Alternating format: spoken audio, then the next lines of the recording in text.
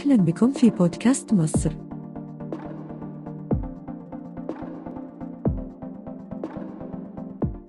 مساء الخير. فيديو كده حبيت اعمله سريعا عن مومياء الكاهن نسيمون. قبل ما اقولك اللي حصل والتجربة اللي عملوها. مين هو كاهن نسيمون؟ كاهن نسيمون ده كان كاهن موجود من 3000 سنة تقريبا. كان كاهن مطهر، بيسموه الواب بريست بالانجليزي، واب بريست او كاهن واب. بيبقى في درجة معينة من التطهير الموجود، ودي أول مرة أقراها. كنت قريتها في رواية أرض الإله بتاعت الكاتب أحمد مراد. ما كنتش فاهم يعني إيه كاهن مطهر، لكن كاهن مطهر معناها إنه بيسمح له إنه يتقدم من تمثال الإله أمون، لأنه مش أي كاهن يقدر يقرب من الإله أمون فيما يخص التقدمات والقرابين وإلى ما ذلك. يعني صوته كان جميل جدا جدا، وهو كان مرنم، بالإضافة يعني إلى أنه كان كاهن مطهر بيقدم الذبائح والقرابين للإله أمون، لكنه أيضا كان منشد جميل، يعني صوته جميل جدا، صوته رائع. كان بيردد الأناشيد والتراتيل المقدسة في معبد الكرنك في الأقصر. الكلام ده من 3000 سنة.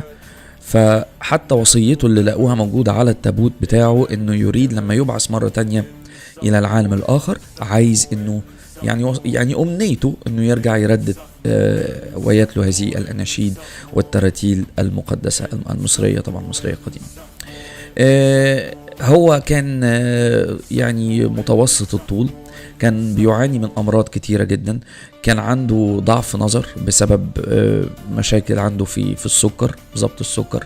طبعا اكتشفوا الحاجات دي كلها، لأنه زي ما قلت الموميا دي كانت موجودة، أو مش فاكر أنا قلت لا، لكن الموميا دي موجودة في متحف ليدز في إنجلترا. عملوا تجارب وفحوصات على هذه المومياء، لأن المومياء كان وضعها غريب شوية. المومياء الوحيدة تقريبا اللي لقوها فمها مفتوح، بقها مفتوح، ولسانها طالع لبره. شكل المومياء مخيفة شوية، لكن هي متحنطة بهذه الطريقة. وصلت لمتحف ليدز في سنة 1823 عن طريق سوسايتي اللي هي Society of Leeds, Society of Philosophy of Philosophical Society of Leeds. وحتى كتبوا في الجرايد وقتها في عام 1823 كتبوا يعني احتفاء بهذه المومياء. لكن للأسف الشديد وقت الحرب العالمية الثانية، هو مش للأسف الشديد، هي حادثة غريبة وفريدة من نوعها. في وقت الحرب العالمية الثانية تم تدمير المتحف اللي كان موجود فيه المومياء بتاعة نسيمون، الكاهن نسيمون. كل شيء اتدمر ما عدا المومياء بتاعة الكاهن نسيمون. ما اعرفش، دي انا في اعتقادي الشخصي انها مش صدفة. يعني القنابل نزلت دمرت المتحف كله وخلت بس المومياء بتاعت الكاهن نسيمون سليمة. دي اعتقد انه في ممكن العلماء او المهتمين بعلم المصريات بقى يتكلموا في الموضوع ده، لكن انا في اعتقادي الشخصي انها مش صدفة، وفي حاجة غامضة حمت هذه المومياء. يعني ايده كانت متحنية، لقوا اثار حنة على الايد، وكان فيها يعني زي مش مانيكير، حنة. ده معناه انه كان يعني امتياز، مش اي اللي هو زي ما قلنا كاهن مطهر، كان بيقترب من التمثال او التماثيل الموجودة بتاعة الاله امون في هذا الوقت. وايضا كان يعني كان مسؤول عن البقر، مش البقر، الثيران، اسف. هذه الثيران كان مهتم بالعلف بتاعها وبصحتها وبعددها وبكل حاجة. الثيران دي كانت بتقدم كذبائح ايضا للإله امون، فهو برضو كان يعني مسؤول عنها. عايز برضو اقول انه كان عنده من ضمن الامراض اللي لقوها يعني في الراس، انه لقوا التهاب جامد جدا في اللثة وفي اللسان في جزء منه كبير مقطوع. سنانه ما كانتش في أفضل حالاتها. كان يعني عنده في شوية ضمور أو ضعف في الفم، وده أثر على اللسان واللثة والأسنان. وبيقال إنه اتقرص بحشرة، وللأسف لسانه تضخم جدا وسد القصبة الهوائية ومات بالاختناق. مات في منتصف الأربعينات تقريبا يعني. اللي حصل في جامعة ليدز ان هم طبعا تواصلوا مع المتحف، اخدوا المومياء عملوا عليها فحوصات، وعرفنا نتيجة الفحوصات الكلام اللي انا قلته لحضراتكم ده، المشاكل اللي في الراس، اللي في اللسان، اللي في اللثة، اللي في المشاكل اللي عنده في السكر، ضعف النظر بتاع العينين، كل الكلام ده هم اكتشفوه، ولكن حبوا يحققوا الوصية بتاعته. هنا بقى في كلام كتير جدا، في لما تقرأ الخبر في يعني الأخبار المصرية بالذات، في تهويل وتضخيم لموضوع لعنة الفراعنة ده، أو يعني في كلام مش مظبوط أبدا، يعني مش أي كلام احنا نقراه نصدق، يعني برضو ناخد الكلام بحذر شوية.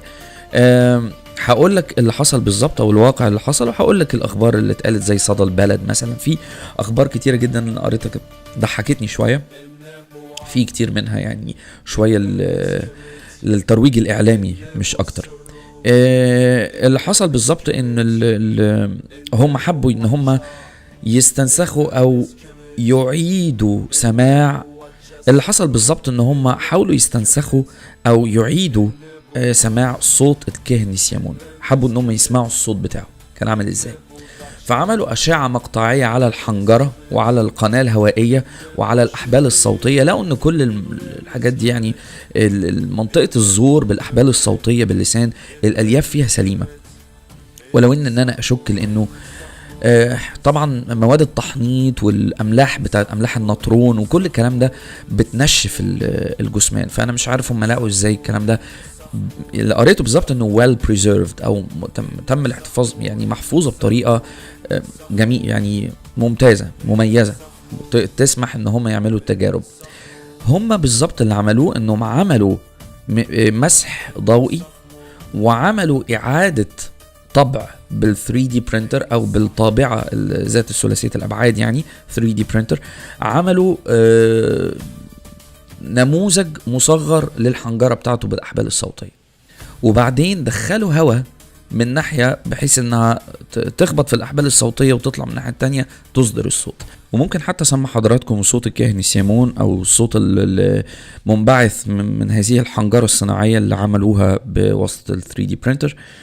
بص كده ده شكله، شايفين هنا الوجه، الفم مفتوح واللسان طالع، وهو ده الموضوع. يعني هو ده اللي خلاهم يقدروا ان هم يكتشفوا ان الالياف سليمة ويعملوا التجارب بتاعتهم. هسمعك الصوت دلوقتي.